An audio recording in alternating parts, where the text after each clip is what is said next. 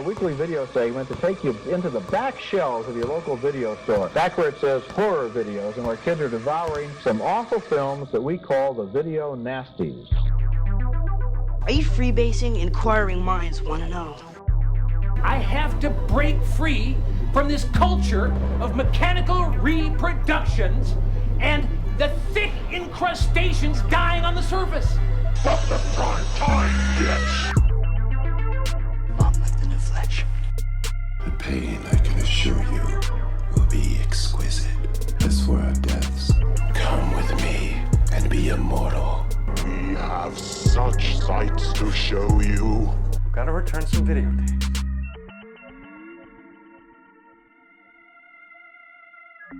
Hello, horror hounds, and welcome to the It Slays podcast. I'm your humble host, Rowan. And I'm my Mike Works Mike. I'm Colton. It's Gill. Mike just bringing the havoc before we record. His microphone wouldn't work, and it obviously was an easy solution, but you never see the solution in the chaos. I feel like this whole episode is going to be chaos. Just it's cursed. It was cursed from the get-go. Mike's not working. I'm sick as a dog. If you can't hear it, you might hear a different voice from me this episode. And then Colton's back, the true agent of chaos in the group. I'm back, and I think it's also the first time on the show, like, one of us hasn't watched the movie in a while. It's been roughly a year since I've seen this, but I just do not have time to watch it again, and yeah, I wanted to be on the show, so I'm back. Yeah, I mean, the plan was we should clarify that you were working and probably not going to be on it anyway. Yeah, I wasn't going to be on it. You weren't just all. like slacking off for no reason. No, like today is my first day off, like a truly having a day off in the month of May. And for our listeners, this is the 21st of May. So I've been very busy lately. So yeah, I was just kind of like, I didn't really want to spend kind of 2 hours this evening watching it. And plus, I also feel like I remember my talking points on this movie from like a year ago because I watched it with a couple of friends and we kind of discussed it. So yeah, I feel like, I don't know, I can still chat about it. Okay. So unfortunately, we have moved out of Taurus season into Gemini season, which would explain everything. Yeah, so because we haven't recorded since it was Big Mike's birthday. Oh, shut up. Birthday boy. Yeah, how old are you, Mike? Like 45 now, or 27. Thank you. Oh, okay. Do not cut that out. Leave that in, please. He said he told me to cut it out and put 23 in. Oof. Hang on, yeah, let me shave a couple years off of it. Yeah. Could I go for 25? You think if I shaved I could pull it off and like maybe put some filters I would on? say like 30. Okay, thank you. Yeah. So we're going to start with what have we been consuming? You know what that means? What have we been watching? What have we been listening to? What have we been reading? All that good stuff. And Mike, we're going to start with you. Well, I've had a extremely busy couple of weeks with work, so I have not read, watched, consumed as much as I would normally like to. All I've been kind of trying to keep up with is, of course, okay, so there's a new Drag Race All-Stars season, so I've been keeping up with that, and of course my beloved Yellow Jackets, which, if anybody's watching it, like, superb. There was a reveal, not this episode that came out on Friday, but last Friday, that, like, made me scream. Surprise, somebody else survived the plane crash, and they're back again in the future timeline. I just feel like that's always revealed on the show, and it's just lame. But anyways, go on. Okay, but this was more of a, like, cast reveal. Oh, okay. And it wasn't Elijah Wood, because I know he's in it. No, it wasn't. This is very right. niche. It's, like, really only if you are, like, into Hedwig and the Angry Inch would you care. So, not Elijah Wood, but yes, he is in it, you're right. So, honestly, like, literally, that's all I've been doing, and just watching Twitch and trash to kind of, like, keep from, spinning out. What about you, Colton? Have you actually watched anything other than just working 27 hours a day? Yeah, no, I've been working, obviously, like I said, a lot. My first day was an 18-hour day, and I think every single day was, like, 15 or so since then. So, I've been very busy. I listened to our Cat People episode, which I was very happy to hear that I was replaced by Willow once again, someone who's far more accomplished in the field of film and film criticism than myself. I was also really happy to hear that you guys kept the joke running about how much I hate women. That was great to hear. So thank you for that. But outside of just kind of listening to the Scattered podcast, I went to the theater this afternoon. That was a weird wink you gave when you said joke. Why did you do that? God. Rowan, you're derailing my train of thought to make a lame joke from 30 seconds ago. You should have cut me off if you wanted to use that joke. Ro literally just, like, his buffer is, like, high-speed internet from 2000. I was going to say, he's there on dial-up. Yeah, exactly, dial-up buffer. You should edit that joke in with better timing in post. No, just embarrass yourself more. But yes, like I was trying to say... I went to the theater this afternoon. I went to see Guardians of the Galaxy Volume 3. And as I've said on this show numerous times, I've had a pretty tenuous relationship with the MCU recently. And that new Ant-Man movie certainly never did it any favors. But I kind of still had a curiosity to watch like this group of characters that was kind of established a decade ago. And all in all, I thought it was pretty good, but definitely the weakest of the three. Rowan, have you seen it yet? I know I haven't seen it. Yeah, like what I'll say is like I said, I think it's the weakest of the three. There's a visual language and like dynamism to the camera work that I thought was pretty fun. Like I felt like the camera was always moving and a lot of like kind of like robotic, almost like crane shots that you see in like those music videos a lot, like really well timed, that I thought like looked pretty good. And I thought the visual effects were really good, especially in the wake of something like Ant-Man, which looks like a $200 million pile of dog shit. It's just awful. So I gotta say, when you start talking about the Marvel movies, I haven't watched a single Marvel thing since Endgame. Yeah. And sometimes I go, oh my god, I invested so much time into this over like whatever, it's been a decade plus. Yeah. And that really makes me like actually not feel bad about it anymore, because I'm like, I keep feeling, do I have this idea of it that's wrong? And I don't think I do. I think you're telling me that my idea of it is spot on. No, you're 100% right. Like you got off the train at like the right stop, like I'm literally like all the way down the line. I've moved on to another train and it's a rickety piece of shit of the train we used to be on. It's not good. And this one in particular, I think James Gunn had a very like clear idea of what he wanted to do and like what he wanted the movie to focus on when it comes to one character, like Rocket the Raccoon. And the points of the movie that focus on that character is like pretty excellent overall. Like I really enjoyed those sections of the movie, but as it kind of goes on, it becomes abundantly clear that he doesn't know what to do with the rest of the characters. And Rocket's like one of like, I don't know, probably like 7 or 8 Guardians of the Galaxy now, right? So it's like when one of 8 main points of your movie works, it's kind of really hard to kind of keep it going and keep it interesting. And a lot of the movie kind of feels like it's biding time for those big kind of quote unquote trailer moments, like, oh, the moment where they're all firing in slow motion or they're all fighting together as a team. And it's just kind of like a lot of nothingness in between those moments. It also kind of felt like James Gunn was like toying with the audience to me, kind of like leaning into our expectations of like, who's gonna die in this movie? Like the marketing was very kind of like downbeat and very much like teasing that someone was going to die. And it's kind of like the last season of Game of Thrones, which I don't know which one of us have watched that, but they do these numerous fake out deaths where they put the characters in like these states where it's like, oh, they can't survive that. And then they even do like the sad moment with the sad music and then they still survive. And it's just, it completely like cheapens the dramatic stakes. And it's felt especially mean-spirited in this movie for me because it's like a movie that is really tonally dissonant. It'll have like a poop joke directly next to a scene of animal abuse, directly next to like a dance sequence. Like it's really, really messy with what it's trying to do. So like when it's also trying to like string you along with these fake deaths, it's, I don't know, it just kind of rubbed me the wrong way. So yeah, I'm still not like 100% sure where I land on it entirely. Like I'll probably write a Letterboxd review where I kind of hash it all out. I'm leaning a little bit more positive purely just because I do think the Rocket stuff is really strong in the movie. But like where the other two kind of felt like an awesome mix, that was the whole marketing thing. This one felt like someone like shuffling through an extensive music library, just a bunch of like weird notes coming together. I thought it was okay, pretty much. But yeah, that's all I've watched.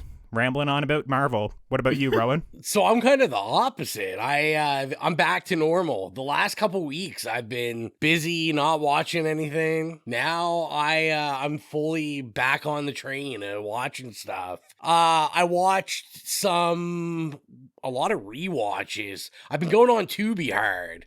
Tubi's kind of, oh my God. Uploaded some stuff. Oh, my boy. I'm so proud of you. I know. You won't be proud because some of it's pretty terrible. I decided to have some fun and see how poorly I now pronounce you Chuck and Larry has aged. And it was everything I expected in terms of aging terribly. That wouldn't even age terribly. That, literally right, it was came bad out when it came out. Yeah. Fuck.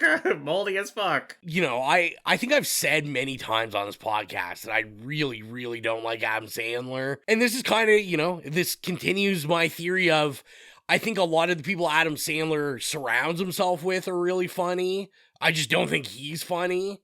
So as every movie, I enjoy kind of the side characters in it rather than, him. And I'm not a huge Kevin James guy either, so yeah, that doesn't really do anything with me. I did some fun rewatches. I rewatched Major Pain, which I haven't seen since I was 10, 11. Major Pain starring who? Damon Wayans in that one, I believe. Yeah. And it was interesting. I mean, obviously, I think the Wayans brothers work best in kind of the rated R comedy section, where this is more aimed at kids, and it's kind of slow. The pacing's a little slow on it, but Damon Wayans is funny in it. It's Major Pain, so I'm not going to get into it like Colton did with Guardians of the Galaxy. But listen, I watched one movie. I had to say something about it, even if it's about a topic that half our listeners don't care about. I've got nothing to say. I watched 40-Year-Old Virgin. It was 40-Year-Old Virgin. I rewatched A Beautiful Mind, which I feel like we brought up on an episode once. We did. It was on what's it called? The Pope's Exorcist. Oh yeah, it? Pope's Exorcist. Did we bring that up? Yeah. So I am when I was younger, I used to rent this movie all the time, and I was interested to go back, and I thought it still slapped. It's super cringe. It's a total Oscar bait movie, to the T. This might have invented Oscar bait movies. I don't know. But I still thought it was a banger. I mean, we all know the real guy's a piece of shit, and that's fine. Whatever. It still slapped for me. Nostalgia or whatnot. I'm trying to think what else is exciting. I will say this because I know Mike will be excited about this. Tubi provided me with some trash, some real trash. That's their service, as opposed to with what you were just watching. Yeah, okay, go ahead. They have, so they've basically licensed making documentary movies with TMZ. Ah, yes. So me and Exilio one night, just relaxing. So we watched, they're called TMZ No BS, and it's a whole series. So we watched the one on Jennifer Lopez and the one on Britney Spears. And then one that was on Hollywood's most shocking scandals, which was really just I think the most the oldest one was Mel Gibson going on his rants, which is always fun to revisit just because he's a mess. Yeah, that's true. But those are pure 100% trash. And then I did text Gill. I was kind of excited about this. Watched a Disney movie. Went back into the oh no, the archives. I watched The Jungle Book for the first time. That's kind of a mid one, to be honest. Yeah, I started somewhere else better. I wasn't a fan. Now, I did like the music, and I did write a letterbox review about how I was oh, this isn't racist at all, and then I got to the monkey part, and I'm oh yeah, okay, this is this is definitely racist. Although, I see Colton immediately pulling it up on his computer. Oh yeah. I gotta read it. I can't listen to what you're saying on the podcast. I gotta read your thoughts. What was the star rating though, Colton? 2 stars. Okay. Half as good as Jaws. I was gonna say where on the Jaws meter does it land? Is my question. This one's half as good as Jaws. So yeah, I thought the music was okay in it. Like it was racist AF, but half as good as Jaws. That's what exactly. That's his review. It's context. It's kind of weird, honestly. But I tried to be fair, like because the animation is pretty good. Like one thing that Disney was good, especially back then, was just kind of the breakthroughs in animation. So I was like trying to judge like the technicality of it. Like I said, I thought some of the songs were actually pretty catchy in it, which I feel the general consensus was most people like the music, and that's about it in this one. But just the pacing was off a lot. Nothing ever happened in it. It's kind of like a little bit like Colton's Guardians of the Galaxy rant, where it was just like a lot of tension and then nothing happened, and like you knew nothing. They weren't gonna kill this kid like the 8 times they pretended they were gonna kill this kid. So, I would have liked it more. And then speaking of racism, I texted Mike about this because I was talking to Mike when he was very, very drunk on his birthday. I'm sure I FaceTimed him in the middle of the night at like 3:00 in the morning. So a first time watch, which is surprising for me. I saw Trading Places. I'm a huge Eddie Murphy fan. Huge Dan Aykroyd fan. Before you go any further, I need to let everybody know that you were like 5 minutes into this Trading Places FaceTime review before you even, at 3:00 in the morning, before you even mentioned that Jamie Lee Curtis was in it. Who's fantastic in it. But all I'll really say is the comedy, super outdated, and I really don't know how funny Dan Aykroyd doing blackface is. It was pretty iffy, and Eddie I think you know exactly how funny it wasn't at all. Eddie Murphy was fantastic in this. This was kind of like his mega hit that sent him on stardom, and you can see why. This is just like young Eddie Murphy. He was still on Saturday Night Live at the time, and he's just like cooking.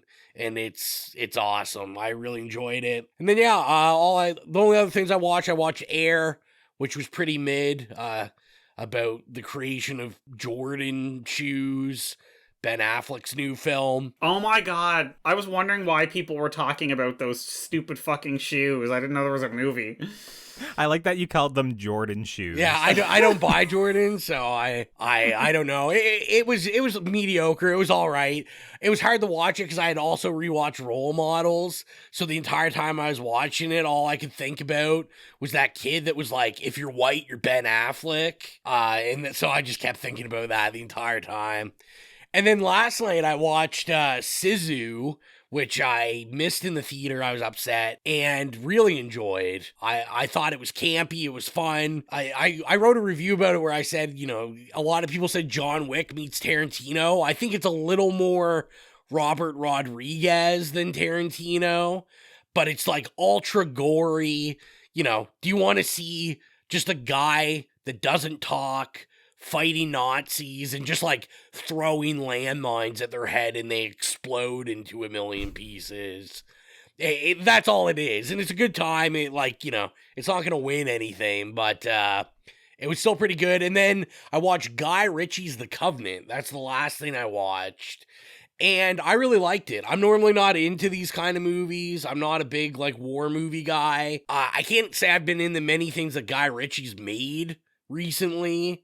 I feel like most people, I'm a fan of his older stuff, but I haven't really felt anything that he's done lately, and this was really good. It was very restrained for Guy Ritchie. It's shot, pretty much just like a typical American war movie.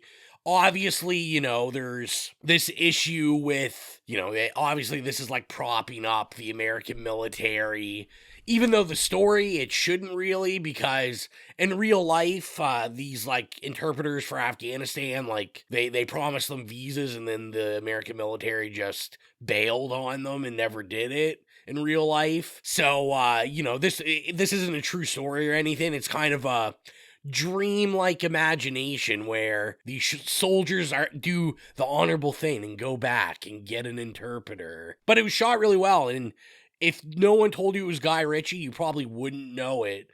But Jake Gyllenhaal was fantastic in it. I love Jake.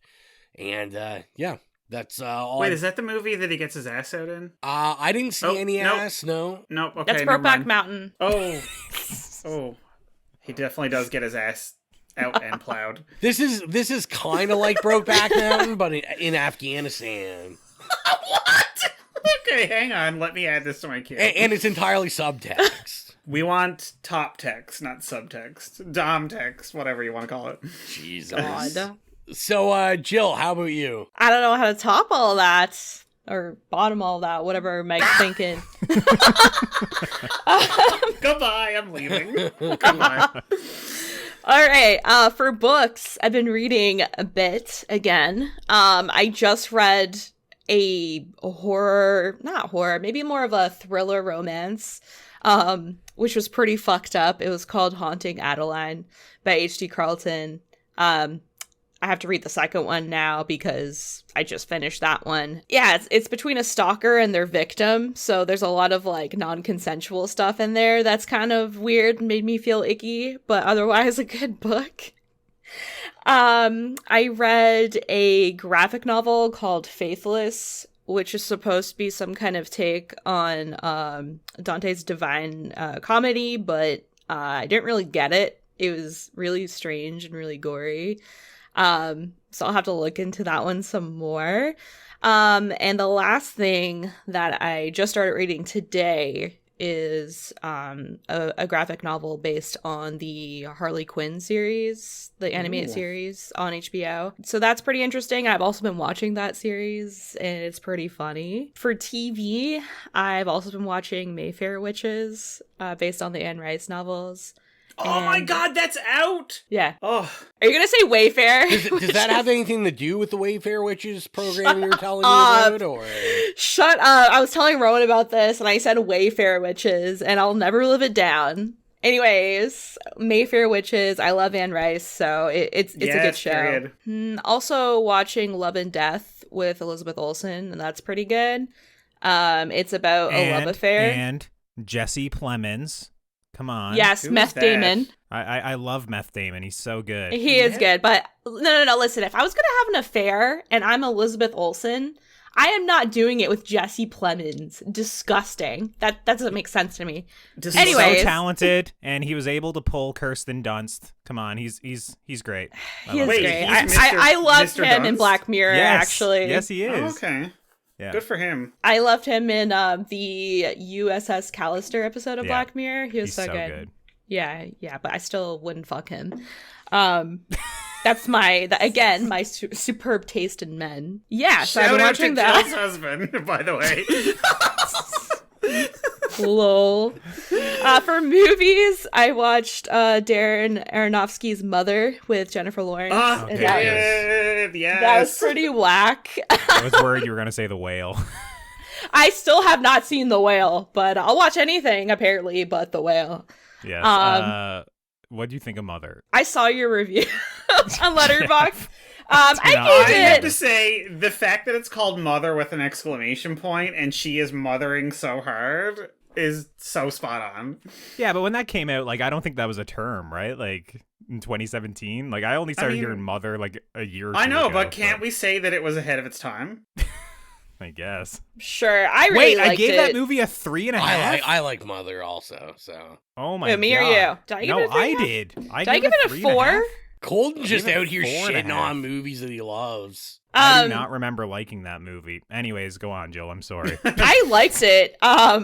But yeah, I read the comments and the reviews, and people are like real mad about it. So I don't know. It was good. It gets real whack. It was not what I thought it was going to be, but I liked it. I like a lot of things, so no surprise there. I watched finally Twin Peaks Fire Walk with Me. I had never seen it before, but I watched the show, so it made the show make a lot more sense. It really does, yeah. Also, wackadoodle, just like Mother. Mm-hmm.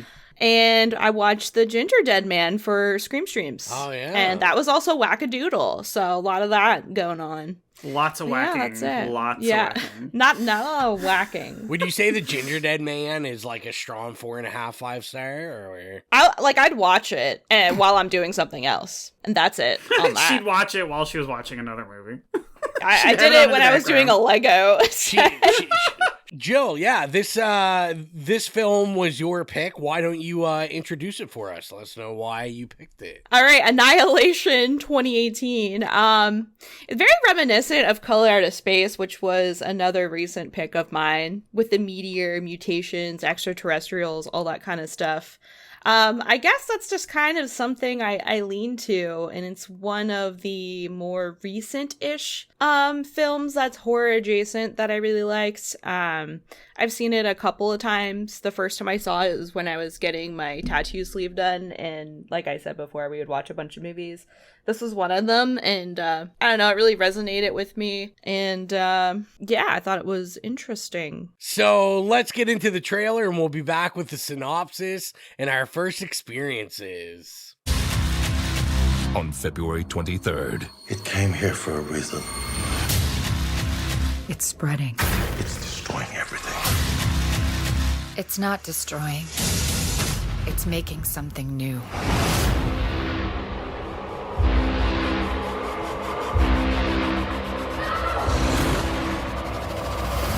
This is how extinction begins.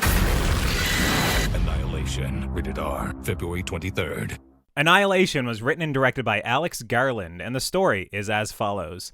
Lena, a biologist and former soldier, joins a mission to uncover what happened to her husband inside Area X, a sinister and mysterious phenomenon that is expanding across the American coastline. Once inside, their expedition discovers a world of mutated creatures and landscapes as beautiful as they are deadly, that threatens both their lives and their sanity. So our first experiences, is this our first time watching it, or have we seen it before? Are we huge fans? We'll start with Mike. I actually saw this opening night in theaters because I had read the book. And okay, so I have a weird relationship with the books. It's a trilogy. And I read Annihilation, which is the first of the three and the shortest, and it affected me so deeply, and I loved it so much that even though I had the other two books, I couldn't bear to read them because I didn't want any more of the story. It was so, even though I don't think the other two are directly related to it, I just didn't, I wanted the whole experience to be encapsulated in just that book. So I never read the other ones. So anyway, then when this movie was announced, I was extremely excited. And then they started dropping stills and pictures from when they were filming. And I totally blew my wad and went to see it opening night. And I was a big hardcore Annihilation stan for 6 months leading up to its release. Actually, it was probably even a year.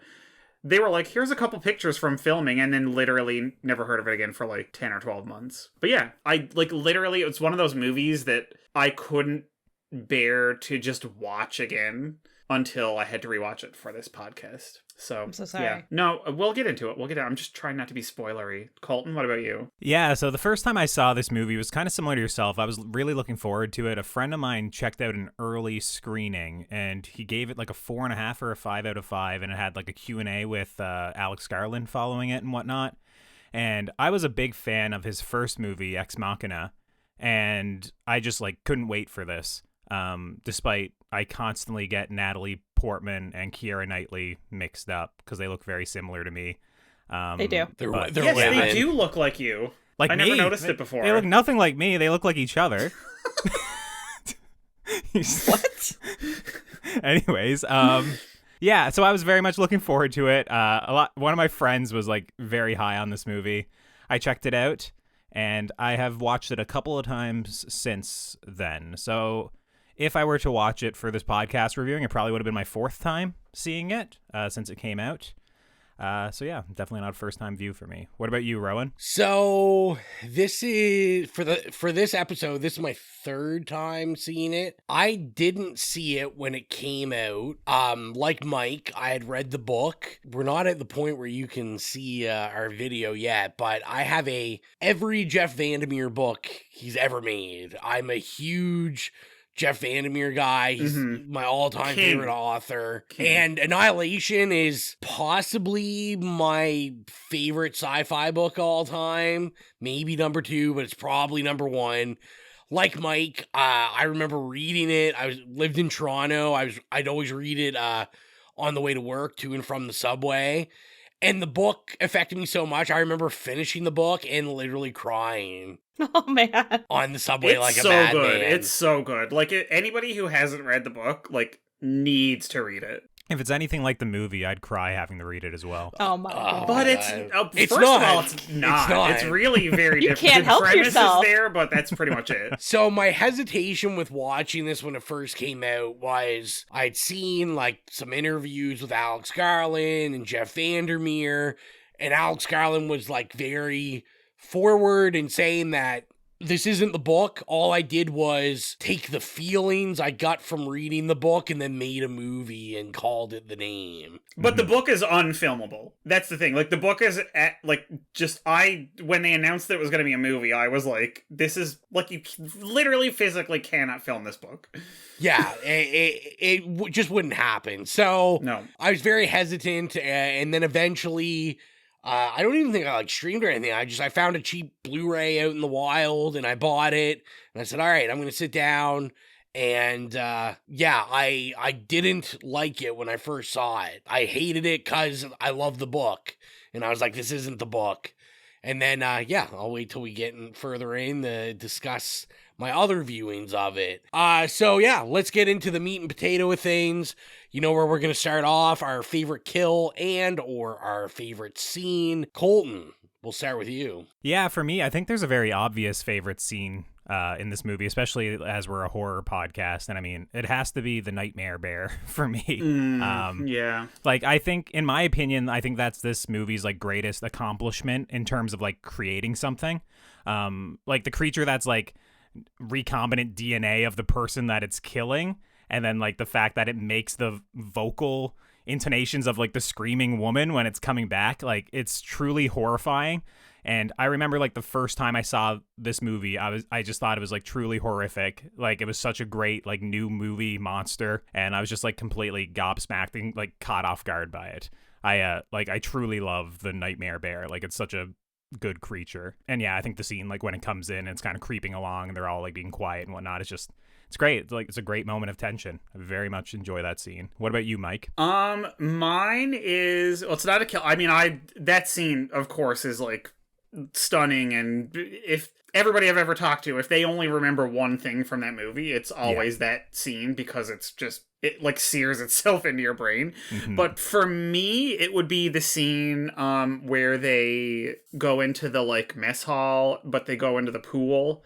Mm-hmm. And there's the dude, and he's like become a part of like the wall, but also like flowers and lichen and whatever other melange of DNA are like have combined with his corpse, and he's like smeared. It's like when you take a piece of paper or something and like kill a spider or like an insect or something, and it's like kind of like smeared on the paper. That's like what it reminded me of, and it just absolutely terrifies me every time I see a picture of that or think about it, and like how his body is just like stretched out across the wall. Like, oh my god, like just when I was rewatching it, I knew it was coming, and I knew I looked at pictures of it over the last couple of years, and it still like made my hair stand on end. So that moment of like, and then knowing that that's the dude from the video, it's just like oof.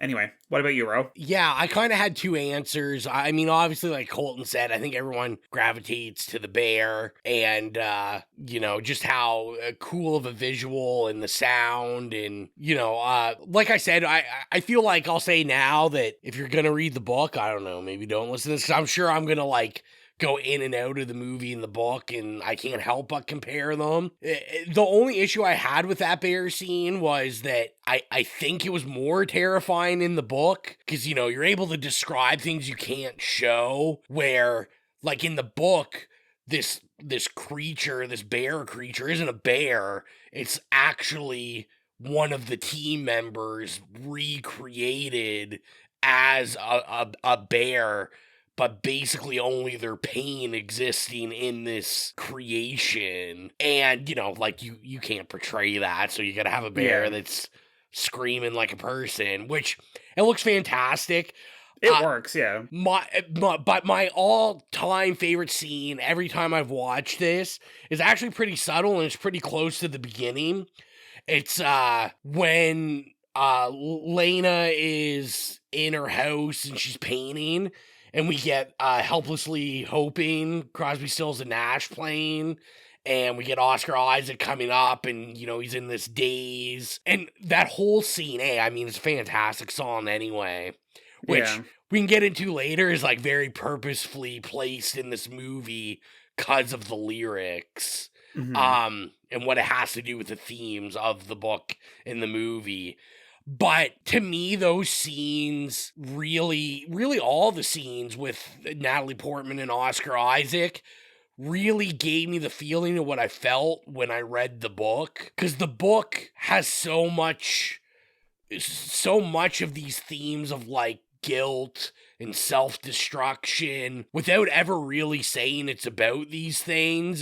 It's kind of about the things that aren't said, and that, like, quietness as a couple, and finding out about your partner, you know, things that you may not have known. And I thought that was a really good portrayal. And, like, even watching it this time, I get, like, choked up on it because I think of the book, and then I'm just like, oh my God. So yeah, that's probably my favorite scene. What about you, Jill? Mine's up there with Colton's, the bear scene and Anya's death. I also thought it was masterfully made with the fear and the suspense, the DNA merge from Shepard and the bear with the screaming, how the bear looks so grotesque with like the deformed bones, and it's like dripping some kind of fluid. It's disgusting. It's like Cocaine Bear on steroids. And I think Anya's a badass character, and I thought it was really funny because I know I think it's Gina Rodriguez from Jane the Virgin. Jane the Virgin, I know. I was like, Jane the Virgin getting her face ripped off by a bear. Yeah, like... so seeing her be this, like, badass character is such a different role from what I'm used to seeing her in. So I thought she did a really great job. And her death was really badass when she's being ravaged by this bear. And then she shoots it before she dies, and then she gets, like, ripped from the staircase, and half of her face is torn off, and you just see, like, her jaw. I thought that was really cool. A second for me would be the lighthouse scene. I think that's pretty iconic as well. Like the mocking of the new creature that the Shimmer has finally created, like a human type form on camera for once. And I just remember being, like, mesmerized by it the first time I saw it, and just, like, I don't know, I was just really wowed by it. And I really like the music they play during that sequence as well. The whole score on this is, like, really good. Like, yeah, the score is excellent in this movie. I was gonna say 100%. We need to shout out the music. Portishead's Jeff Barrow. Yes, yeah. Chef's kiss. Yeah, and like scores, I think pretty much all Alex Garland stuff. I know he also did Archive 81 that was on Netflix, which, like I said, also had a fantastic score, so that wouldn't really surprise me. And one thing about Alex Garland's films is the scores are usually really strong. I mean, even with Men, like, I thought the music in Men was fantastic also. Oh, yeah. So now, this is going to be hard for Colton and Jill. I know this is more talking to Mike. I'm curious, Mike, what you thought. Now, in the book, no one has a name. Yeah, the biologist, the psychologist. Yeah, I was kind of interested because when watching this, like, I get the idea that, you know, you're trying to make these characters more personable and get people attached to them. But I almost felt like you didn't really have to give them names. I felt it could have worked if it was just like the biologist, the psychiatrist. Honestly, no, it's so funny because I was thinking that when I was watching it the first time in theaters, I was like, it's cool that they kind of sort of have to give them, like, proper names. But I also thought, like, this would still work. Like, because if you just cut out the scene at the beginning where they're all meeting up and introducing themselves, like, if they just all, if you cut to them, like, kind of going in and, like, going, oh, I'm a physicist or whatever, and they never said their names, it wouldn't have made a huge difference to me, because I thought the actors are all very charismatic and transcend the need to, like, personalize them, if that makes sense. You know what I mean? Like, it'd still be a little bit weird just because it is a military movie. Like, they'd be wearing name tags and stuff, right? Like, you'd almost at least would need, like, surnames of the people, right? Like, to remove that from the movie, it'd just be, I don't know, it'd be a little strange. You could maybe remove that and then do, like subheadings, you know, you can say like the biologist and focus on somebody for 10 minutes, 15 minutes, whatever, you know, almost break it up a little bit more. Yeah. But yeah, I haven't read the book, so it wasn't distracting for me. Yeah. Yeah, well, like I said, it would only be for me. And I will say, like, as I rewatch it more, it's kind of less distracting because it's also hard because, you know, in the novel, this whole story is told through the biologist, Lena, in the movie. Like, it's told through her journal, so it's a very, like, first-person perspective, and you're deciding whether that's, like, a reliable narrator. Reliable, yeah. So I get where they, like you said, Colton, this is more like a straightforward, like, you know, we're this, like, military or covert government operation going in, which was kind of another thing I thought they did a good job. I mean, you know, if you know the names of the other book, which is Authority and then Acceptance, I mean, really, like, a lot of sci-fi books and movies, like, this story is about, like, secret government agencies and, like, controlling people without them knowing and this kind of stuff, where I felt like it could have been portrayed a little better in the movie. Like, I did get it was like this government agency, but other than ripping Oscar Isaac out of, you know, Kane out of the ambulance, like, we never see any of that, like, flexed in the movie. We never, like, see the power of this organization that all these people are, like, basically just willing to submit to them. You know, the biologist is pretty much like, yeah, okay, I'll join. Like, Lena's like, yeah, I guess I'll do this. And, you know, they say cryptic, like, oh, we knew you were gonna say that, essentially. But, like, I thought there could have been a little more with what the agency actually was in this. Just to add on to that, I think that their agency was, like, losing a lot of power at that point because the Shimmer was, like, kind of creeping up on them and, you know, it was starting to become futile. So, yeah, maybe they already lost, like, their facility in the Shimmer and had a second I was gonna one say, it's so funny you say that because, yeah, the first like building they come across is like, oh, this was the former base of operations. Mm-hmm. Also, do you know, like, the location? Is this supposed to be in Maryland? It's supposed to be in Florida, I believe. Okay, because swamp. Yeah. I gotcha. It's set in Florida, yeah. Gotcha. Shot on the same soundstage as Star Wars. Which one? Like, it was shot in the UK? I guess so. I mean, this was shot, you know, what's it called? You know, the Pinewood. Pinewood, yeah. Pinewood, because, that was kind of my first fun fact I'd read about it, was that Oscar Isaac wanted to do it, but he couldn't do it because he was committed to doing Star Wars.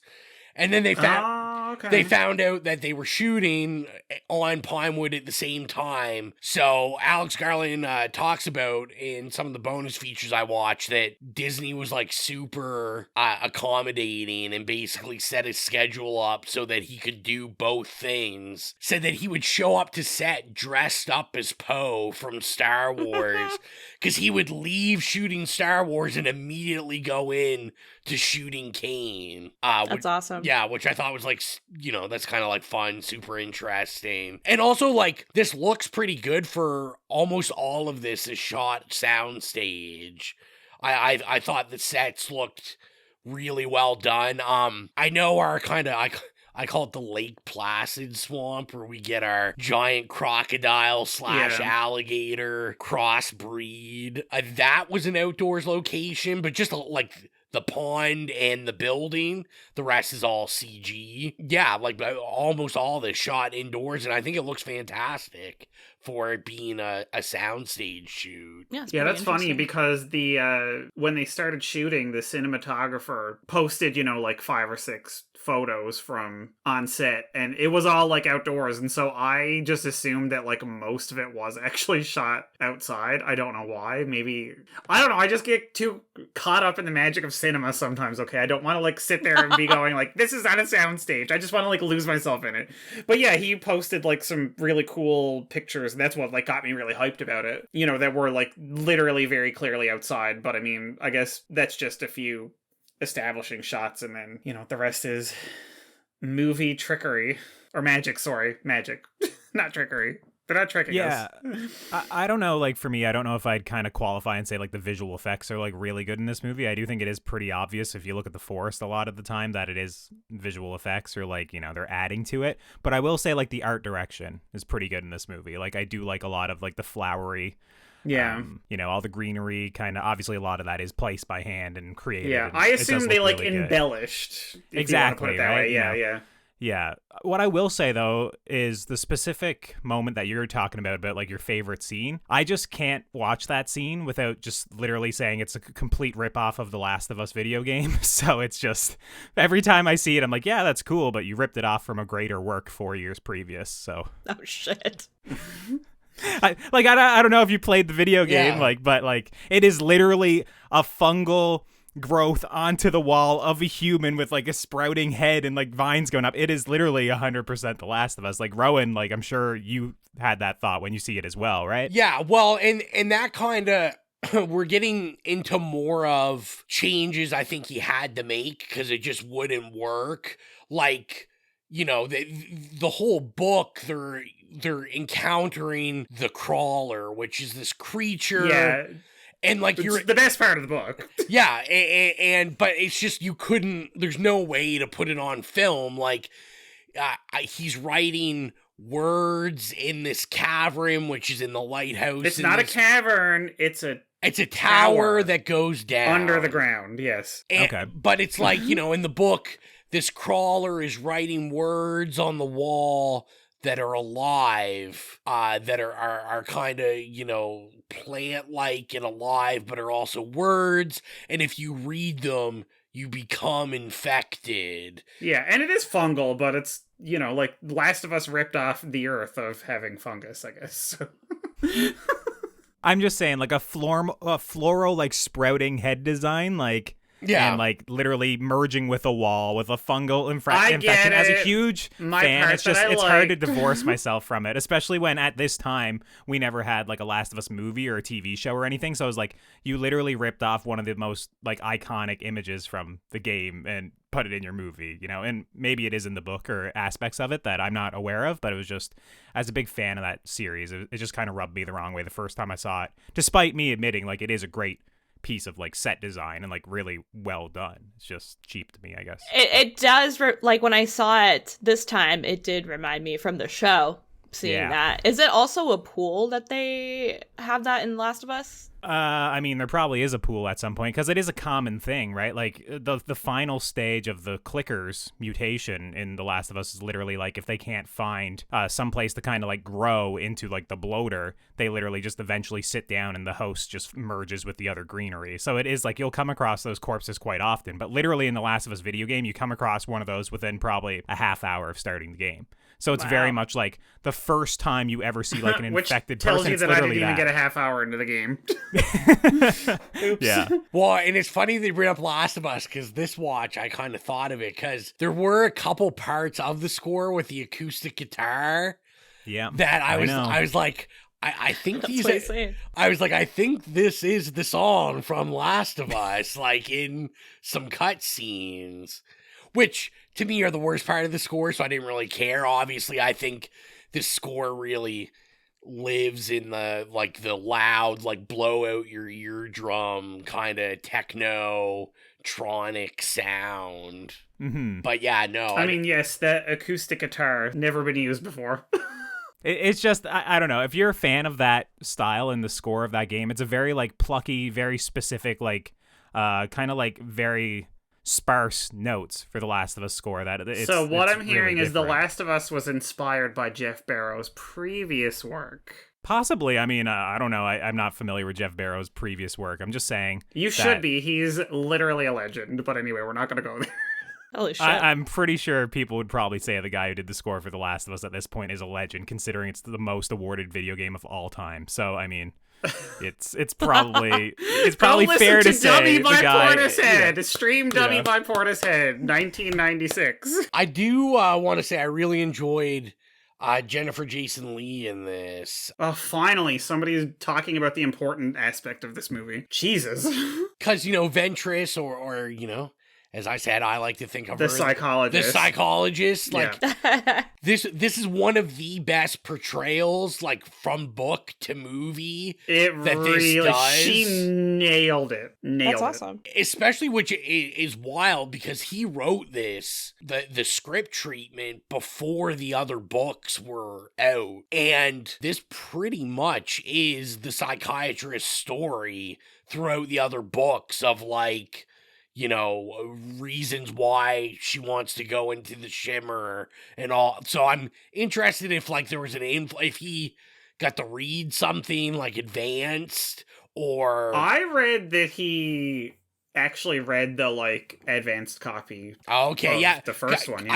I know Alex Garland was very adamant that he never read Authority or Acceptance because he only wanted to deal with this book. But spot on. Like, I thought she was really good. She was, like, just, you know, like, mysterious. Cagey and creepy, yeah. Yeah, it really gave me, like, almost like X-Files, like The Smoking Man or something. Just, like, that kind of ominous vibe. And like I said, she really worked for that kind of covert government, like, CIA something. Or I guess, you know, we know it's not CIA, it's the Southern Reach. Yeah. But yeah, I thought she really knocked this out of the park. I thought so too. I thought she had an amazing performance, especially like leading up to her death. Yeah. And I love that thing she said, where she's like, our bodies and minds will be fragmented into their smallest parts until not one part remains. Annihilation. I was like, oh my God, I know. And then you're like, she said it. She said the name. She said the word. Everybody clapped. Yeah. I do love when they say the word. Yeah. And then it's so cool when she just like, explodes and then atomizes, like, turns into like a mandala. So good. Yeah. And you can look, I should have wrote it down, but you can look on IMDb. The beginning of that speech, I know there's a fact there that Alex Garland actually, that's like from another science fiction book. He basically like reworded. Lifted part of it. Lifted it and then added like the annihilation part. But it's, from some other book. Oh. I thought that would be a part of the book. Yeah. No, well, and I think it's interesting because the more you look into it, the more like... I think it's interesting that, you know, he very loosely adapts this book, but there's so many other influences in it. Kind of like when when Lena gets to the lighthouse, we have all the crystallized trees. Yeah. I know that's taken from like another science fiction book I've never read. That it's called The Crystal something about, a crystallized... Oh, it's J.G. Ballard. Yeah, that's it. Yeah. And like he said that was like an influence on it. So I think it's like it does add kind of interesting aspect that you throw in all these other kind of influences into it. I think it's called The Crystal World. I've read maybe. part of it. That's interesting because that's actually what's happening inside of the Shimmer. DNA is being merged everywhere. It's kind of doing the same thing with the movie. I thought the Shimmer was was actually done pretty well in this, because, I mean, I don't know, when you read the book, you're like, how the hell would they ever adapt this? Because it's like, it's never actually described as, like, anything solid or, like, something you can see. As well as, kind of like you talked about, Colton, with just, like, not just the Shimmer, but inside the Shimmer, like, the flowers, the grass, like, the book always describes, like, yeah, I'm in a forest, but there's just, like, something not right about it. Everything looks normal and in place, but it's not right. But it's off, yeah. Like, there's something off that I can't figure out. And I thought, like, I just thought they did a really good job of trying to, figure out how you would translate that on the film, where, like, things did seem a little greener, there was, like, a lot of colorful stuff where there shouldn't be colorful things, and I thought that was fantastic. I really like it as well, like the idea of the Shimmer, like obviously when they kind of describe it as like a prism later in the movie, it kind of lets you know why it's like this rainbow kind of advancing wall. It is a very like striking image. Like you could take a frame of the Shimmer and people would know instantly that it's Annihilation, right? It's basically like an iconic sci-fi creation at this point. And just, like, conceptually, I really like the idea of the Shimmer, like, basically reflecting everything within it and combining it all together to create something new. I think it's a really, like, good idea, which obviously it's from the book, but it's just like when I saw it on screen, it's like it's a very striking image for sure. And I like that they made it look, because like it looks like the surface of like a bubble, because it's kind of like oily and colorful. And you know, the fact that like it is supposed to be a bubble type of phenomena, I guess, because it's contained but like kind of blows up and expands. And I just thought that was kind of like a cool way of, you know, actually visualizing what was happening when it's more of like us things not being right in the book. I just thought like using something that looked like a bubble was just like a neat little aesthetic touch, I guess. Yeah, I also like how when they advance into it, like they lose time and the movie like skips ahead a little bit. Like that disorientation is really good, especially like when they're not able to like access the outside world and stuff. Like it's immediately like disorienting to the audience. Just basically, if you haven't read the novel, it's like, what the hell's going on? You know, it's like I said, it's very strong. It's conceptually, I really like that was actually going to be like my other favorite part, because I actually, you know, I was like, oh my god, you know, like I was like, fuck, like they literally like they trick you. You know what I mean? It's like you just there's no, until they like say, you know, like how much time have we lost? It's like, fuck, like what is going on? You know, like you immediately get that sense of like the bottom falling out, and you're like, immediately like, this is just wrong in every way. You know, like there's no measurement to like kind of hold on to. Yeah, I like the time loss part. This is like another area where I was like, maybe if you just added another layer from the book, it would have worked a little better for me. Because obviously in the book, the shimmer, you know, they talk about the shimmer like disorients you, and the minute you enter, you're changed. But in the book, there's also this whole theme that the psychiatrist actually has everyone hypnotized. She has key words that make you lose track of time. And I'm so sad they cut that out of the movie. That was like my favorite part. And to do things that you wouldn't do. So she might want you to explore somewhere, and she knows you don't want to do it. She says a word, it automatically, you know, you automatically kick in and do it, which I kind of wish was brought into this, because I was like, that would have added a really cool aspect where you know, they have lost all this time, and in the film, it really seems like Ventress hasn't lost any time. She's kind of oriented and knows what's going on. Yeah, she doesn't seem as, like, affected by it as everybody else. She doesn't care. She's like, pack up your stuff, we're gonna get going. And I was like, oh, this could have been, like, a really cool thing in the movie. And, you know, like all this stuff, it's threads. You couldn't put it in because then you got to have the crawler, because then, you know, and all that kind of stuff.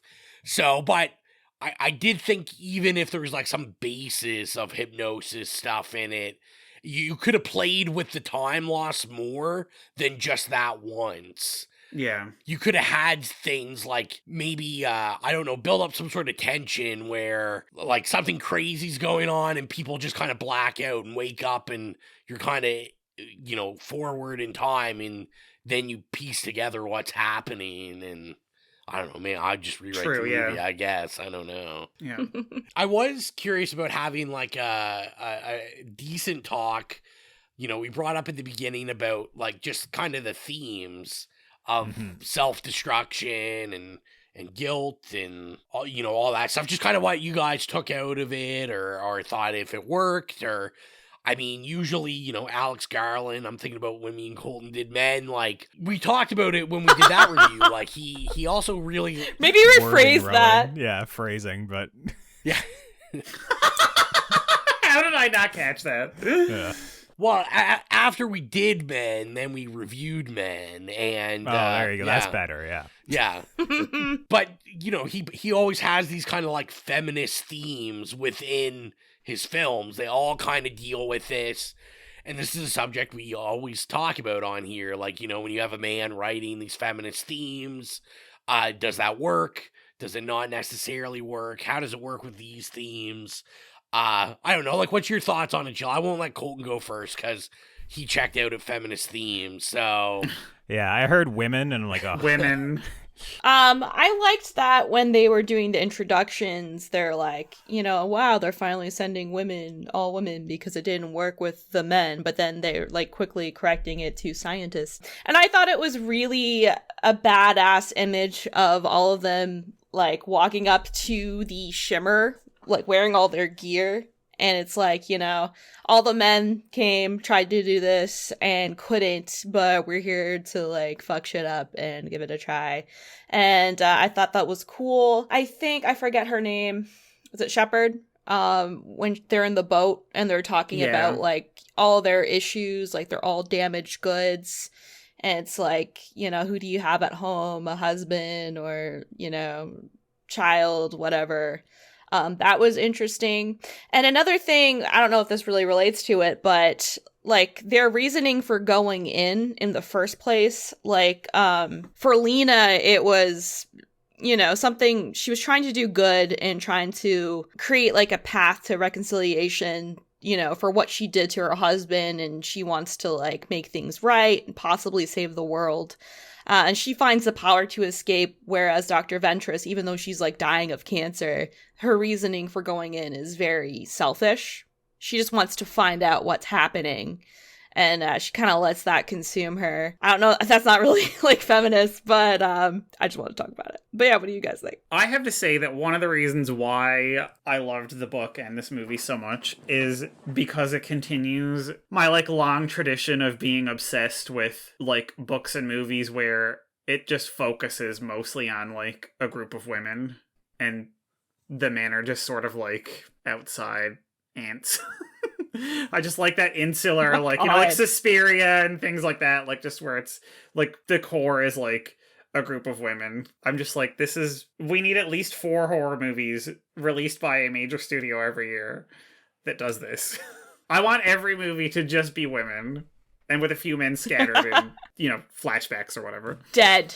Just saying. Dead, minor yes, characters. Of course. Absolutely. Yeah. Surprise, I hate the plot of infidelity in this movie. I think it, like, greatly diminishes the character and reduces it just to basically be like, oh, I'm guilty. I have this guilty conscience, this complex that weakens the character, and it also distances you from her in the third act when it's very much a point in the movie where you should be completely in lockstep with the character. I know, I guess it's from the book based off what you guys were saying, but I think it's not. It's not? Oh. Okay, well then I think it's completely stupid. Like, I agree with you. I don't get it. It reduces and they the don't character. tie it up. She is far more interesting without the infidelity. I know.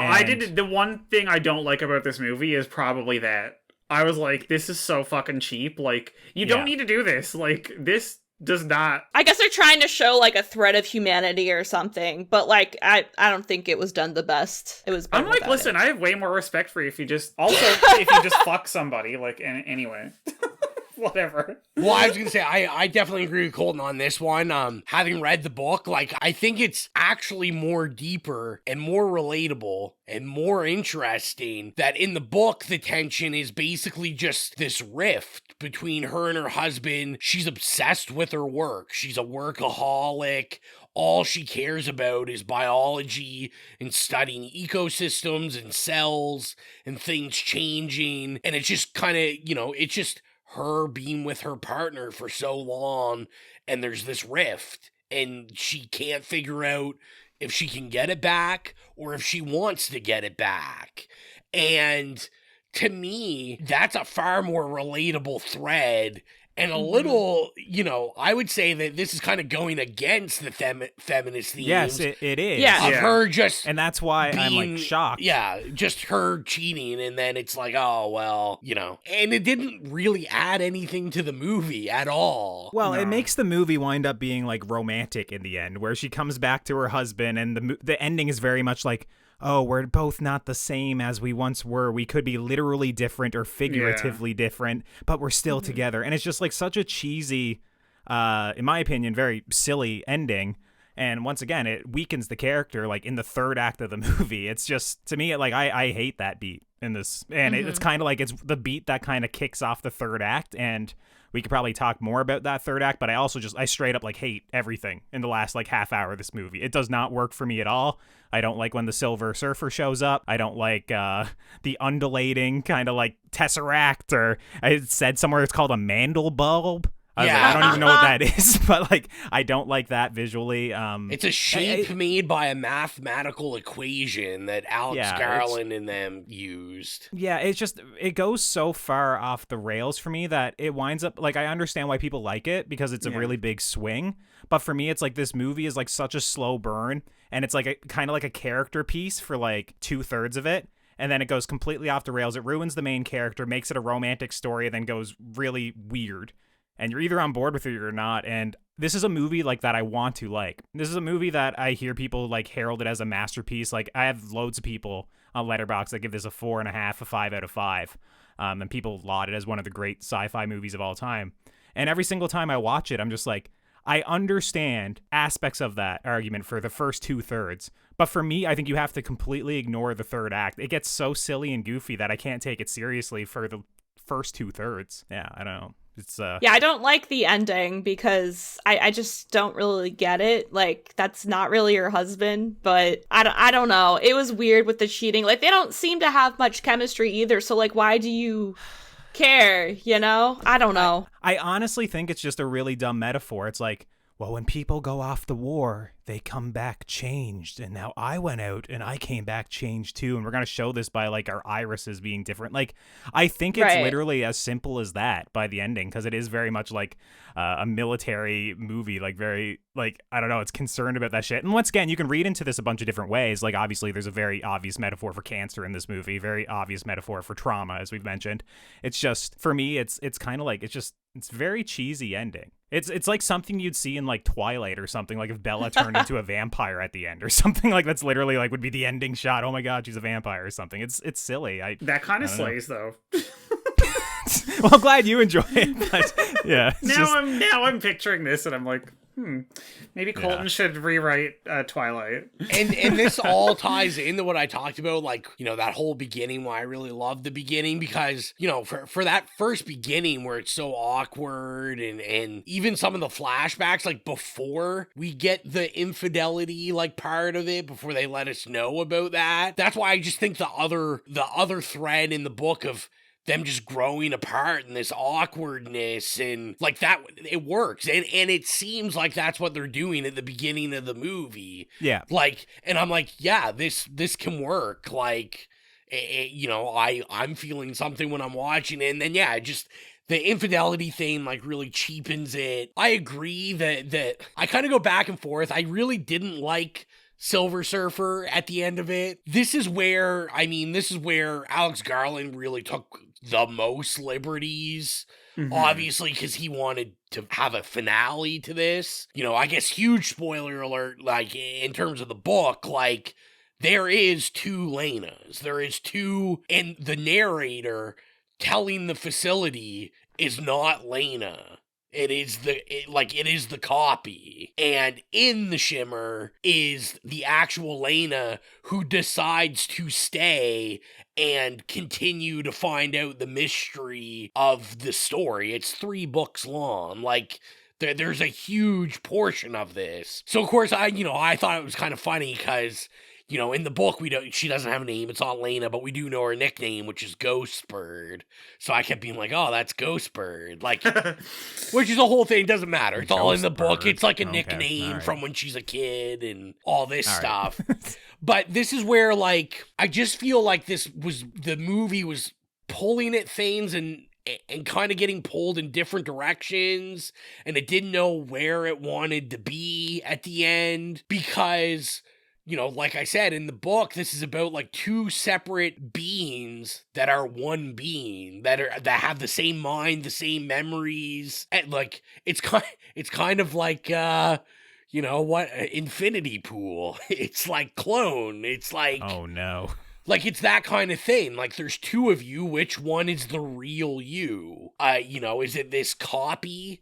This alien copy, or is it actually you, and who is what, if you don't actually know who the reliable narrator is, which you could see, like, he was doing little things. Like, I thought the camera trick at the beginning when Kane comes back and they're you know, trying to hold hands and it shows it through the water, and then it's like, it's, you know, it's weird, so, you know, oh, one of these guys is alien. Like, it was like a real, you know, hammer on the nail.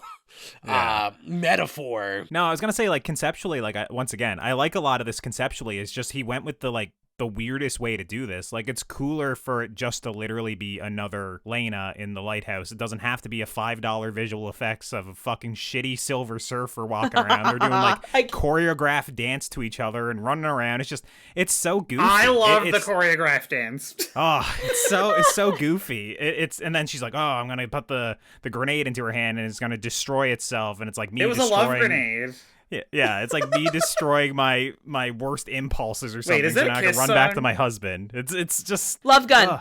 Love Gun. Okay, love grenade should also be which is a jam. Yeah, it is a jam. Also, we won't talk about how Kiss is like they're allowed to have a jam. They're like they're allowed to have a jam. Yeah, they can have a jam. Oh, okay. I was gonna say I did. I guess just as like is this my Marvel mind being trained here, where I did like some of the like Easter egg stuff in it, like, or like the clues laid out in this film of, you know, is it her, is it not her, all like what is what, that kind of stuff. I had written down a couple of them with the tattoo, which is obviously the most blatant one. Oh yeah. It's not consistent though. She doesn't have that tattoo going in, and then the bruise starts forming, or what she says is a bruise, and then it's supposed to be the tattoo forming. If you go back and watch it though, they flub it. It's not consistent throughout the movie. There's literally a shot like where it's like a close up on her forearm, and I know this because last time when I watched it, my friends and I were like, oh, was the tattoo actually getting grafted onto her? Was it consistent? And I went back to a shot where it's very clearly like her forearm, and it's like not there. So it was literally like, oh, it's not consistent through the movie, so I'm not 100% sure if that's supposed to be something, which is annoying for someone like myself who is just purely watching the movie to try and get it. I just thought it was kind of interesting, like, that Anya would have that tattoo when she went in the Shimmer, like, a tattoo representing the entire movie. You know, I don't know much about, I mean, assuming it's like Greek mythology or something. I looked it up. It's an Arboros. That's what the tattoo is. It's like the snake eating itself. Eating its own tail and recreating itself indefinitely. Yeah. What did you call it? Arborus? I'm obsessed with it. Arboros? Yeah. Thank you, Colton. Yeah. Is that what it is? I don't know. Yeah. Yes. It's closer than Arborus. I said Arboros. God love you for taking a stab at it. Whatever. Speaking of tattoos, did you notice the one on Kane when he comes back is like kind of like a bear, like a tribal-ish bear? Yeah. I was trying to figure out if he's a military guy, if he just had that going in, or if that was part of It's another very Shimmer. clever beat of foreshadowing for this movie. And this is where the tattoos also didn't make sense, is the what are we gonna call him, the wall guy, the flower wall guy, wall man. Yeah, he also has the tattoo. But like, so he has a tattoo, and how many people got this fucking tattoo? Like, it's a popular tattoo in this area or something. I mean, the military guys, you know, they all get tattoos with one another. Did you say we? I said we, but yeah. I'm not a military man. He's a military man. I didn't think so. No. But that's all I'm going to say about Anya, because I didn't want to make Jill cry, because I hated Anya. I thought she was a terrible character in this. I was just like, what a shitty, like, I'm making a movie. It's got this kind of government military theme. So I got to have this, this far lesser Vasquez character. Oh my God, I knew you were it! gonna do the Vasquez. I knew it. I was waiting. That's basically who she is. I know, it's just so shitty. What the fuck does a paramedic know about, like, giant machine guns and stuff? And she's like all excited about it, and she's like, oh yeah, even though she was telling us she's just like... To be fair, she is in America, so she probably knows a lot about giant machine guns, because, you know, they just keep them in their, like, freezers. I have that knowledge now. I got that at my oath ceremony. Do they just give you one, Jill? Yeah, Jill keeps an AK-47, like, in her pantry. I actually fucking hate guns, but I have a tiny American flag, I guess, and a copy of the Declaration and the Constitution. Abortions for some, tiny American flags for others, as they said on The Simpsons. It's interesting that Miniature American flags, sorry. That you mentioned hating guns, because this movie loves guns. This movie is like slow motion shot of Natalie Portman firing full clip that would make any gun nut like cream their pants. This movie loves guns. Ooh. And it's just a weird thing because once again, I think it is critical of the military, but also features a cast that all have a very much a hoorah sort of attitude that is just very strange. It's once again, it's just a weird thing to me when I'm watching it. Mm-hmm. But like that shot in particular, like it's another one of those shots. It's the trailer shot that you see in the movie. Obviously, it's like Natalie Portman showing off how she got a little bit jacked for the movie, you know, like it's just, I'm watching it, I'm just like, they want this to be so cool that she's like, you know, using an AR-15, whatever, mowing down this albino alligator, you know. It's just I don't know, it's weird with the themes of the movie. Like if you do the like, oh, this is about the military, you know, reading of the movie. That's true. Yeah, and the only other kind of Easter egg thing I didn't notice till this watch was I didn't notice the house with the bear was Lena's house from the outside. Like I did, it's the same layout, it's the exact same house. How do you know this? Well, I just noticed it this time because I'm like, oh, the stairwell, because we get the shot of Kane when he comes into the house at the beginning, like looking up the stairs, and it's the same house. And then once I watched the bonus features, I was like, oh, he was like, yeah, it's supposed to be like, you know, a refracted memory. Like this place is also refracting your memories. Mm-hmm. Oh, shit. So I was like, oh, yeah. That's cool. I was like, this makes kind of sense. Because I knew it was the same house, but I was like, I don't really get why that is. And then I was like, oh, okay, he's making it so it's like your memories also. I'm very surprised we've gone this long. No one wants to talk about terrible Southern accents or anything. Oscar Isaac just randomly in the middle of the movie speaking in a Southern accent for like 5 minutes, and that's the only time. I don't recall. When he's talking to his clone of himself. Oh, yeah, that's the only time he does that, isn't it? Yeah, like any other time he talks, he just talks normal, and then all of a sudden Is it because that's his clone talking? I'm still like not convinced that I know which one is which. So maybe the clone was still like learning the dialect. I think the clone is behind the camera, right? And the real Oscar Isaac's on camera. Yeah. It is. Well, that's what I thought the first time I saw it, but then after I finished watching it this time, I'm like, honestly, I'm not even sure. I guess that makes a little more sense. I was just like, what the fuck? Because we don't know at that point how long they've been there and how long, you know, like what's maybe the on. Southern accent was getting mixed in with his accent inside of the Shimmer. Maybe he was in there with a bunch of Southern Americans, you know? Yeah, see, that's true. That's true. Yeah. Wow. So smart. The only other things I really had written down, just because I know Mike loves these, Ventress, first person they approached to play Ventress, Frances McDormand. Yeah, she would have been good for that. Yeah. Yeah, but you know what? JJL knocked it out of the park. Yeah, I don't think anybody else could have played it now. When they announced the cast, they didn't say like who was playing who, except Natalie Portman was the main character. As soon as they were like Jennifer Jason Leigh, I'm like, she's playing the psychologist. Like 100%. Like it instantly made sense because she has that like creepy, don't trust her, like deadpan sort cold, of like calculated. Yeah, exactly. And I'm like, that's what the psychologist needs. It was just perfection. But I mean, yeah, and I love Frances McDormand. I think she would have done a decent job, but I feel like now, having seen it in action, Jennifer Jason Leigh was like the choice. But go ahead. The only other ones I saw were that apparently Tilda Swinton and Julianne Moore both tried to get on this movie. Ooh. And they ended up all my faves being able to work it out. But I could see both of them. I would assume Julianne Moore would have probably been like the lead or something. I could see her maybe replacing Natalie Portman. I was going to say, we never talked about like the found footage segment of the movie, which I think is a really strong horror moment in this movie as well, where like they kind of cut into the guy's, you know, stomach and like, I don't know what it is. If it's supposed to be snakes or roots or worms or whatever the hell it is, you know, kind of like undulating like beneath his skin. Like I love that sequence as well. It's very gross. They did a very good job with the like framing of it so that like you really have no idea like what is going on or what they're doing or why. Yeah, and like all the guys are a little bit manic / going crazy and they're all like really sweaty. It's very much like, oh, it's like, are they just drunk and having like a really good time? Yeah. That's what I like to do. Yeah, that was fantastic. It had like a cult vibe going on to it. Mm-hmm. I feel like there's a picture on Instagram somewhere of you like drunk on tequila cutting my guts open.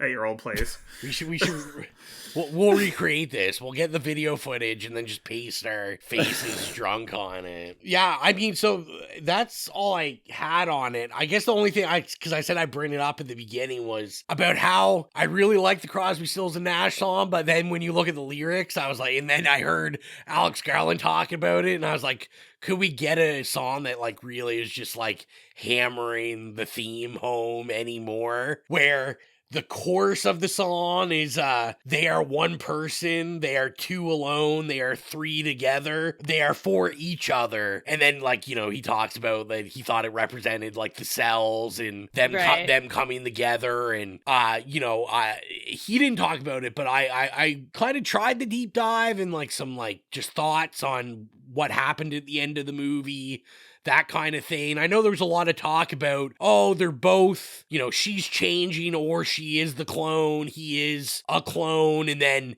if they reproduce, they'll start reproducing like not humans. Then it'll be, you know, populating without the shimmer. You won't need the shimmer. I think the movie, like, if I remember it correctly, it's pretty clear that the one that gets out of the shimmer is the Lena that we were following. Like, she destroys the clone version of herself. But this movie can't resist just, like, the cheesy ending where it's literally like, but she went into the shimmer, and when she came out, she's now a different person, just like he is, you know? And it's just, it's like, it betrays its own logic to a degree of, like, you know, it very clearly explains what happens, but then it wants to have, like, that ending that people have to do the Annihilation, you know, ending explained YouTube videos for. Well, and see, this is where I thought, yeah, it was unsuccessful at that end, because I got the feeling that, like, when she's kind of having this, you know, I don't know, I call it the Michael Jackson, like, beat it dance off with her clone. You know, like, she gets kind of, like, knocked out a couple times. Beat it. Fuck you, Rowan. Fuck you.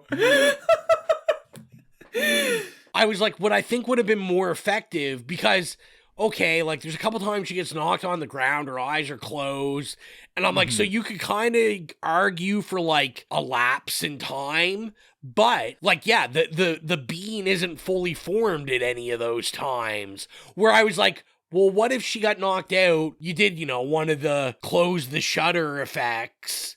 Her eyes close, you open, and then the being is her already. Like, it's already formed, and then you actually don't know. So I think he was going for that. I think he wanted it to be a little bit, like, deliberately confusing on, like, who it is. But once again, the movie settles on something, and then it just, you know, it does the cheesy ending of, like, you know, it does the more, like, metaphorical ending of, like, but she is different now. Like, that's the only interpretation of that, right? Like, when she's leaving, her irises are normal and stuff, and she's not the clone, and then she returns to her husband. It's like, oh, we're both different. You know, we're changed from these experiences. Which, once again, it's fine if you're, like, writing a Hallmark movie.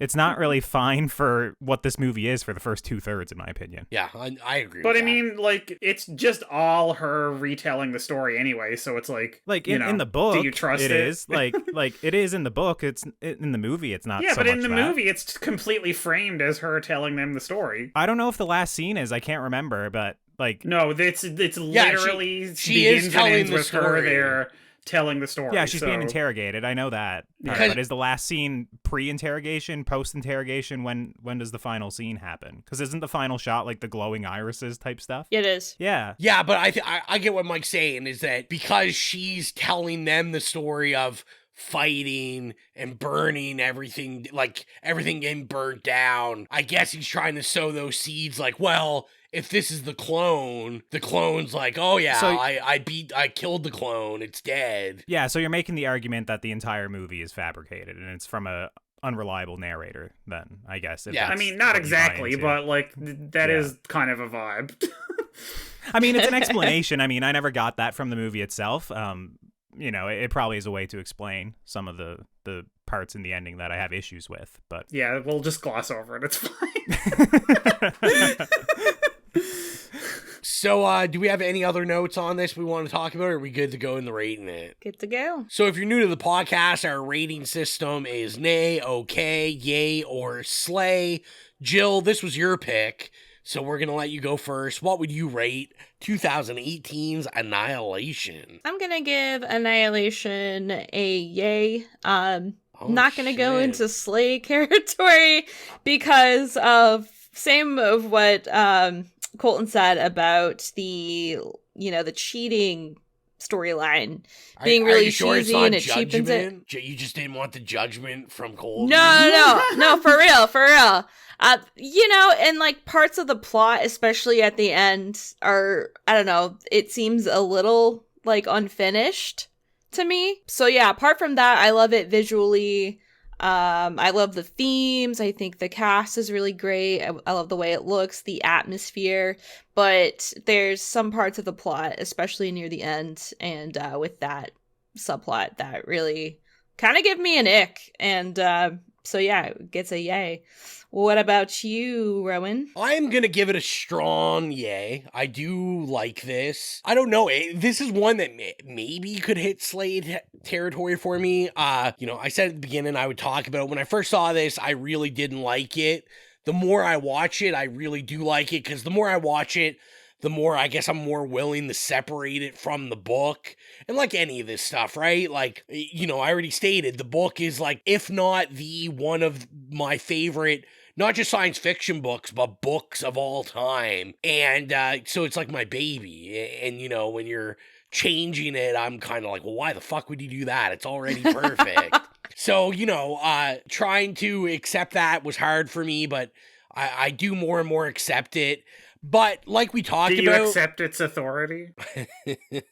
Maybe. Listen, I think it's a shame he didn't go on Authority. What a book to be adapted. It's just like a workplace drama about working for secret government agencies. Do you subscribe to what most people think about the books, where it's like the first one is excellent and book 2 and 3 are just not very good? Because that's like kind of the common, take on the trilogy. This is a trilogy that I'm sure I'm going to read again. I have wanted to revisit it. I will say I do subscribe that I think the first book is fantastic. Like I said, the first book made me cry. The second and third book, I was just like, well, I'm done those. I do really like the third book. We get Ghostbird, we get Lena's character back into that fold in the third book. And I think they're all different tones in the book. Like, the second book is nothing like the first book. Like I said, the second book is like a workplace drama, like The Office, but not funny. Like, it's about working for these organizations, which in theory I should like, because, I'm a huge fan of the Purge TV show. And that's what the Purge TV show did, was... what's it like to actually work at the government instead of like... Purge HQ. Yeah, like, and you are just like some telephone operator or something. Like, I think those ideas are cool, but yeah, this is the strongest book. If you're interested in the book, I would say you don't even really have to read the other two. This ends pretty good. And the third book, you wouldn't be able to, it would never be adapted, I don't think. There's so many out there concepts for monsters in the third one, and just stuff that I don't think you could put a visual language to. It's way more of a monster sci-fi, I think, more so than this.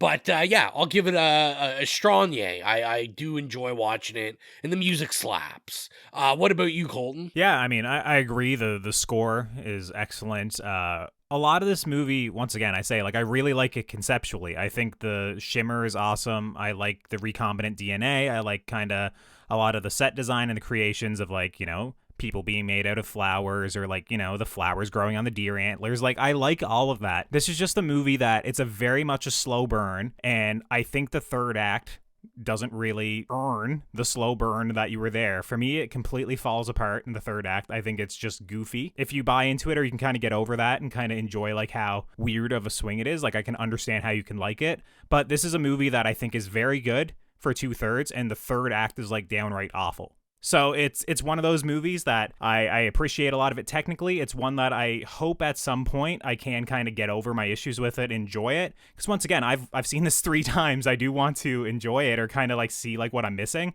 But yeah, for me at this point, it's just an okay. It's, I can argue why the first 2/3 are great and even have great scenes, very good moments.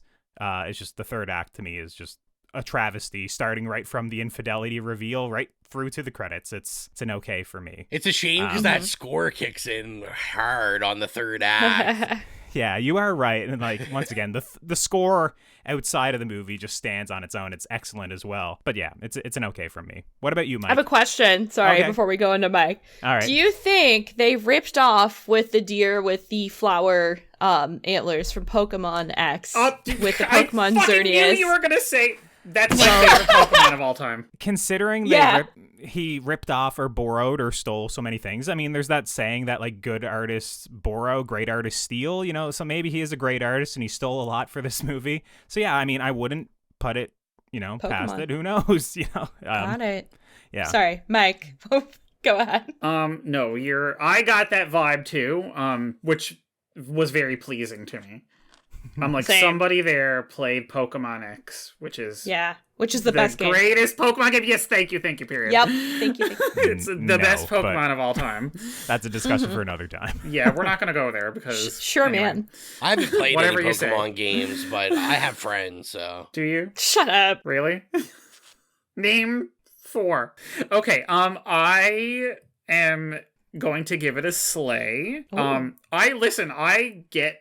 Like, I totally understand that it's flawed, but it's one of those movies where the vibe is too strong and the flaws really just don't bother me because I can subsist on a vibe. The cast is, like, you literally cannot praise this cast enough. It's like a coup. Everybody in this, like, chef's kiss, like, please, you know, praise that fucking casting director. The aesthetic is so well done. Like, it just kind of blows my mind, and I love that it's kind of like this overblown, like a lot of the CG work and stuff is very obvious, but it fits with the like themes and, you know, like, because again, it's very hard to like film how it's supposed to like feel and look in the book, so I just thought that was such an amazing job. I don't give a fuck about the logic at the end. I think that 20 years down the road, everyone's going to be embarrassed at how they like didn't get this movie or like panned it.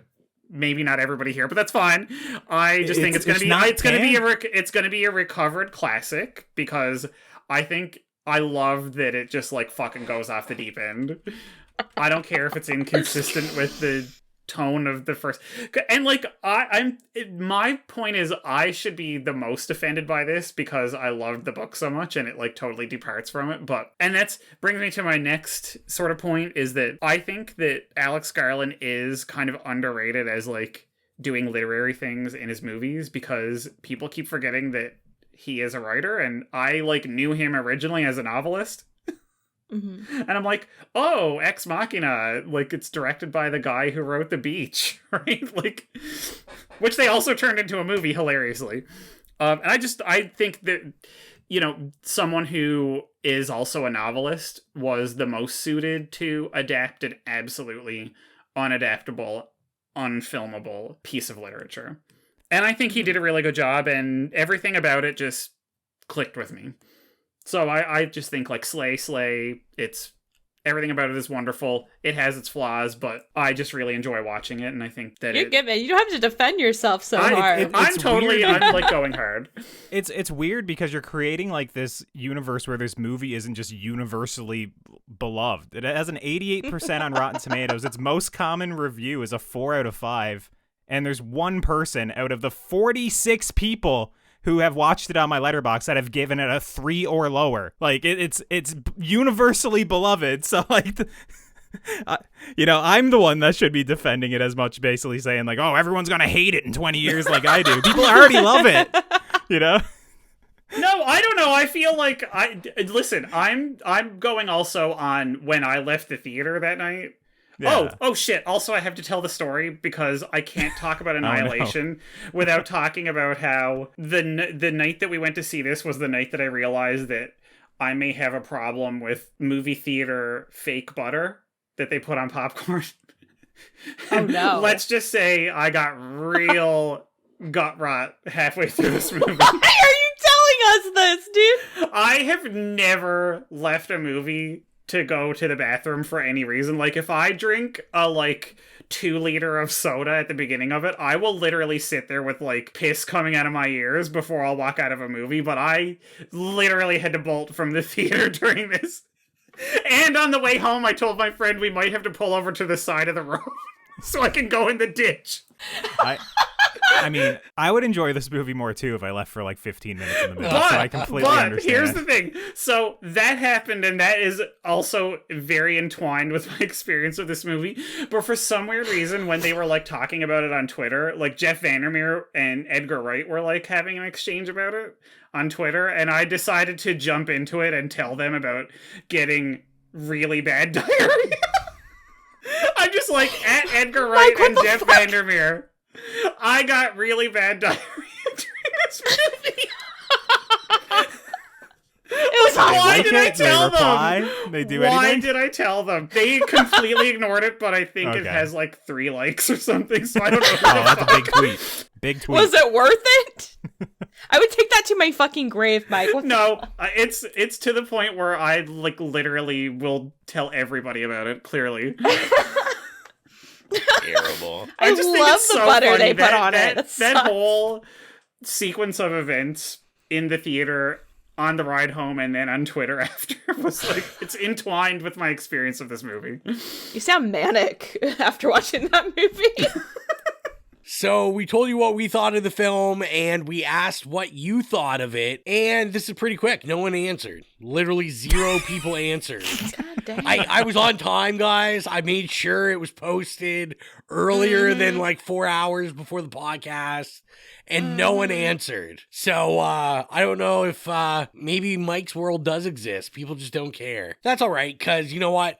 The episode's pretty long, so we'll go right into the horrific hotline, where I'm sure we have a call. Great to talk about Annihilation, because I really enjoyed the movie. It is, next to Carpenter's Apocalypse trilogy and The Void, one of my favorite Lovecraftian movies ever.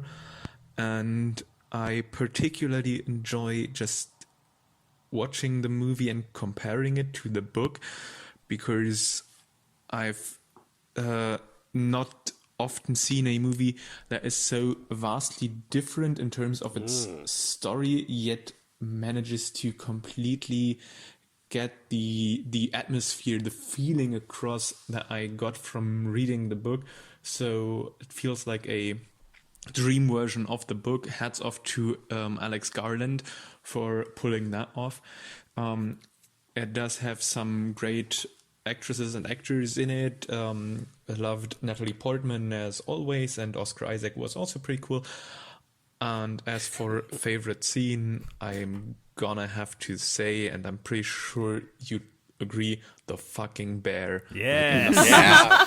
Holy crap, that was really scary watching it the first time, and now rewatching it, I still get the chills when the monster cries for help to kind of get the others to react. And overall, I think it's a nice, complex movie where you can put a lot of thought into it, but also you don't have to. You can just enjoy the visuals if you don't want to think too much. So I'm somewhere between a strong yay and a slay. And since I'd say the movie doesn't really get as much recognition as I'd love for it, I'm gonna go with a slay. Oh, wow. Oh my god. Nice. I like it. He lives in your world, Mike, where this movie doesn't get a lot of recognition. This is wild. You know what? I will say, I don't know many people that talk about this movie. That's true, actually. Yeah. I think everybody's seen it. I'm not saying everyone doesn't like it, but I don't think it's talked about all the time. It's crazy because in my world, this movie is incredibly overhyped, but because I hear it constantly being lauded as one of the best sci-fi movies of the last 10 years. I hear it all the time. It's like Arrival and this get put up there all the time, but I don't know, maybe it's just I notice it more because I don't feel the same way, or I wish I could feel the same way about it as some other people do. That sounded really sad. Well, everybody loves this movie, Rowan. I wish I could feel. I wish I felt about this movie as I do about The Whale. Maybe you should unbutton another button, and then you'll feel something. That's an inside joke. They made fun of me because I have 2 buttons undone on my shirt. We're not making fun of you. We just want to see your chest. But if you want to be like Nicholas, Jill and, was prude shaming you for buttoning up your shirt. Yes! If you want to be like Nicholas and leave us a message on the horrific hotline, you can do so by calling in. I don't know if anyone's really ever did it this way. We should probably just retire the number, but if you want to do it, it's 1-902-418-8620. And like everybody else, you could either just message it to us directly on one of our social medias at It Slays Podcast, or send us an email at itslayspodcast@gmail.com. And if you're not doing so already, you can follow us on our socials at It Slays Podcast. We're on Instagram, Facebook, Twitter, Slasher, Letterboxd. But if there's a social media, we're probably there at It Slays Podcast. And if you want to support the show, like our horror hounds Holly, Nicholas, Patrick, Mark, Steven, Joy, and Carvey, gain access to the Patreon exclusive show Stream Screams, hosted by Gill, and get episodes of this here main show 48 hours early, be sure to head on over to patreon.com/itslayspodcast and choose whatever tier works best for you. Now, Rowan, go ahead and plug the playlist. So if you're into spooky music or just good music, go to the It Slays Podcast horrific playlist on Spotify. If you have any problems finding it, you can go to any of those social media mentioned before and go to the Linktree link. There's a link to go directly to it. We upload music from movies we review, or iconic horror movies, or just horror movies we love. And that's licensed music or just scores. Go check it out. Get your spooky music on. I'm sure I'll put something up from this. And, jam out. Jam on it. And... Oh, my God. Please keep that in. Keep that in. Of course I will. Also, send me the MP3 of you saying that, because I'm going to make it your text tone. Jam on it. Jam on it. And last but not least, we need to announce our upcoming episode, which is special because we're kicking off Pride Month. And this year we got 2 Pride picks, so that's exciting. And yeah, this is we thrive for the time. I'm already planning some special things to go on. We'll see if those come into fruition or not. But Colton, you have the first pick. Would you announce it? Yeah, so our first pick of Pride Month, as you mentioned, is going to be The Babadook. Mostly because I just want Mike to explain to me why and how The Babadook became a gay icon, but let's save that for the episode because I don't want it to be spoiled. So get your eye holes on The Babadook, and we will be back in 2 weeks. And you're listening to this, a new Stream Screams has already been out, and I don't know if there will be a Now Slain out before this, but I'm sure there's some coming up. I think this month coming is a busy time. The Boogeyman is coming out. The Boogeyman. So I think that is everything. As always, thank you for all the support. I am your humble host, Rowan. Bye, it's Mike. I'm Colton. Jam on it. It's Jill. Also, jam on it. See you later. We're going to expand our weekly video segment to take you into the back shelves of your local video store, back where it says horror videos, and where kids are devouring some awful films that we call the video nasties. Are you freebasing? Inquiring minds want to know. I have to break free from this culture of mechanical reproductions and the thick incrustations dying on the surface. But the prime time, bitch. The pain, I can assure you, will be exquisite. As for our deaths, come with me and be immortal. We have such sights to show you. We've got to return some videotapes.